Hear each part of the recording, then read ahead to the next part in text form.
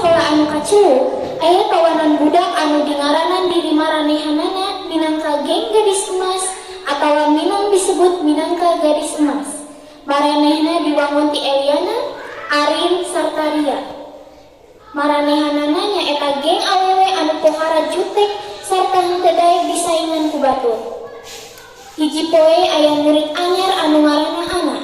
Manehna nyaeta saurang anu bager, getol, hobina nyanyi. Biasa oge disebut minangka saurang anu cukup bau culuk. Di isuk-isuk poe anu cerah, sahabat anak keur leumpang nuju ka perpustakaan. Manehna henteu kahaja nabrak Eliana, pimpinan ti geng gadis emas. Ampura teu kahaja. Lamun leumpang ningali atuh. Nya ye, mana boga padon henteu. Dasar budak culun. Ampura abi bener-bener teu kahaja. Jigana urang karek ningali maneh deh. Maneh budak anyarnya. Muhun abi murid anyar di sekolah ieu. Hayu abas ti. Orang ini teu penting nguruskeun jelema nu kieu. Nya bener el hayu ini. Yuk ah. Ana si budak anyar ngarasa teu ngeunah. Poe kahiji manehna asup di sakola. Di sakola anyarna, manehna diperlakukeun siga kitu. Satepina di imah, Ana nyaritakeun kabeh hal anu dilakukeun ku geng gadis emas di sakola ka indungna nyaeta Ibu Maya. Assalamualaikum. Waalaikumsalam. Bu, nya neng aya naon? Ana ngarasa hoyong pindah sekolah ka sekolah sejen. Nah atuh jangan pindah deui sakola. Ana tadi dibully di sekolah ku rencangan. Sing sabar atuh neng, engke maranehna ge moal kitu deui. Tapi Bu, Geus enak mah ganti baju terus salat ibu tos nyieun sang goreng kanggo neng. bun atuh Bu. Poe isukna di imah Eliana, Bapak Eliana nyaeta Pak Padil Renaldi Ruas sarta heran. Koran anu dibaca ku Pak Padil isina ngeunaan yen Pak Padil dituduh menjadi koruptor. Naonan ieu? Aya naon Pak jika nu rarewas kitu? Ieu bener-bener moal bisa diantepkeun. Pak aya naon? Teu naon Tenang tapi Bapak nyaman kitu. top di ditu sakola. Nyata satu abi angkat sekolah. Assalamualaikum. Salam. Di lalampahan nuju sakola, Eliana kapikiran naon anu ditutupkeun bapana di manehna. Samantara eta di sakola, Mana sih lagi aya gosip anyar? Emang aya gosip naon nih? Geuning si Eliana teh budak koruptor. Wah, mana teu aya nih. Mun mana teu percaya baca ye. Wah, bener ieu warta teh. Bener lah. Wah, lamun kieu ge urang bakal tercemar. Heueuh lah. Leuwih alus si Eliana urang jauhan ti ayeuna keneh. Bener-bener jauhan we. satepina di sakola, Eliana bingung lantaran babaturanana cicing jeung teu nanya ka Eliana. Isuk-isuk punang geus gara kieu.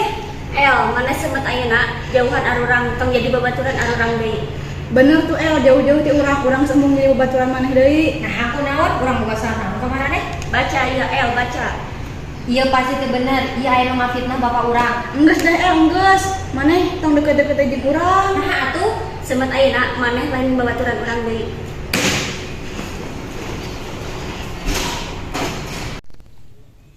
Eliana ngarasa hanjulu sabab babaturanana ngajauhan manehna. Eliana lumpat ka paman. Eliana teu sadar manehna diuk digigireun anak anu keur maca buku.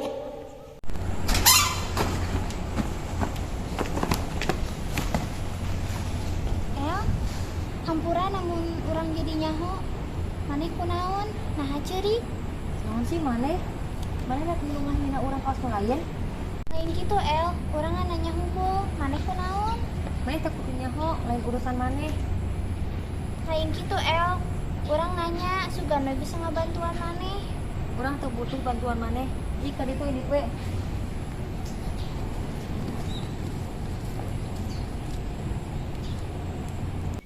Ana bingung sabab Eliana anu baheulana judes jeung galak ayeuna rubah jadi cicingeun.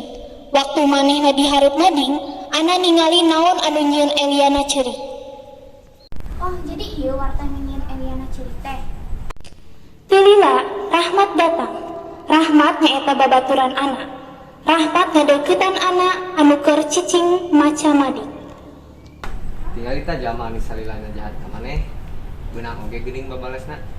Tong kitu kan Eliana emang babaturan urang. Wih, anak orang salut ka maneh. Maneh bageut jeung sabar ka si Eliana. Tong kaleulihan kitu da emang kuduna kitu kan? Beneran ieu teh. Urang ke kelas 1 nya. Nya sok. Samentawis di imah Eliana anu karek balik di sakola reuwas karena nempuh bapana ditewak ku polisi.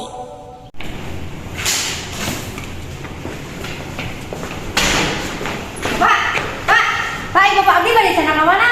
Bari sana ke kantor. Bari ngakeun keterangan di kantor. Samentawis eta di imahna anak, Ibu Maya reuwas. Nempo urut salakitna nyaeta Papa Adil dituduh korupsi. Sabab khawatir, Ibu Maya ngajak anak ke kantor polisi. Aduh Gusti, kunaon urut salaki kuring nah bisa kejaran kasus kieu. Kunaon Bu aya naon? Hayu gancang, milu aya urusan penting. Bari ka mana? Hayu gancang we indit. Ana sarta indungna indit ke kantor polisi. Satepina di kantor polisi, Ibu Maya reuwas lantaran nempo urut salakina babarengan jeung budak awewe.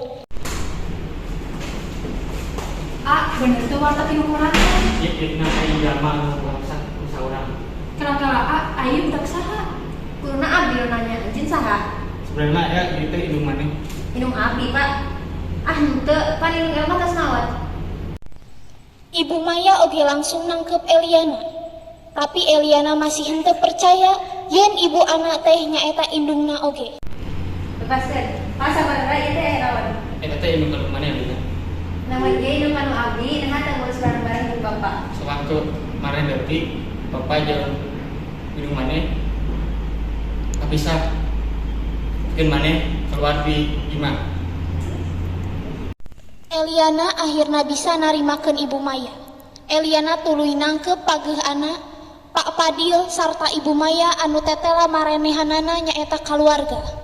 Harta yang paling berharga adalah keluarga. Hampura Bu, salakina berada di pariksa heula. Oh, mohon mangga Pak. Jadi Pak Fadil, Bapak, Bapak Abdi balik sana ke mana? Bapak maneh ada di tahanan sementara. Tapi kan koruptor beres.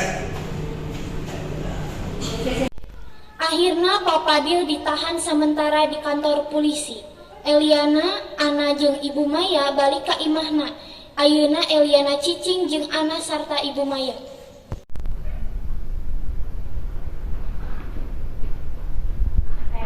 Sama teh nama, main kucing ibu kata anaknya. Nya kan Abdi jeung ibu teh pelajaran sama. Mohon Bu, Abdi teh cicing sareng ibu kata anak. Nah, sampurannya mulai sekolah, Abdi ngabuli anak. Abdi tak sarang, anak teh adik kuring. Nya pernah naon Abdi teh ngampura. Anak yang mau jalan bageun. Kaisukan poena di sekolah, Eliana jeung Ana keur babarengan di taman. Delila datang Arin sarta Ria.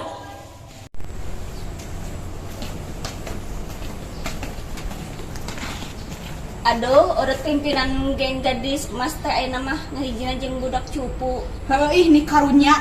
Maranehnya ngomong besok sangeunana wae. Enggeus tong diladenan bisa jadi masalah. Tapi nak, si eta ngomongna Geus ayo indit. Dua cupu, dua cupu, dua. Saminggu saterusna, polisi jeung Junun newak koruptor anu sabenerna, nyaeta Pak Ardi Uber Badindung. Anu salila ieu jadi batur gawe Pak Padil.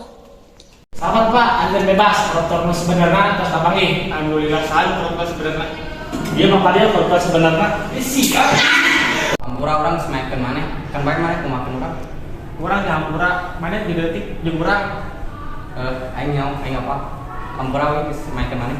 Urang di hampura urang sekali-kali dikitu koruptor. Hampura. Geus Pak mencet urang dia diurus. Saenggeus lepas di kantor polisi, Pak Padil buru-buru nyamperkeun Ibu Maya, Ana sarta Eliana ka imahna. Ibu Maya, Ana sarta Eliana ngarasa bungah sabab Pak Padil geus balik deui ka imah. Pas di sekolah, Arin jangan hampura ka Eliana sarta Ana, sabab Arin ngarasa era ka Eliana sarta Ana. Geus ngahina marenehanana, Arin ngarasa era sabab palaku koruptor sebenarnya nyaeta bapana. Akhirna, Ana, Eliana jeung Arin jadi babaturan layeut. Akhirna, Pak Pada nikah deui jeung Ibu Maya sarta Eliana anu salila ieu jutek. Ayeuna jadi budak anu alus sarta jadi lanceuk anu alus pikeun anak. Marenehanana hidup bagja dina hiji kaluarga.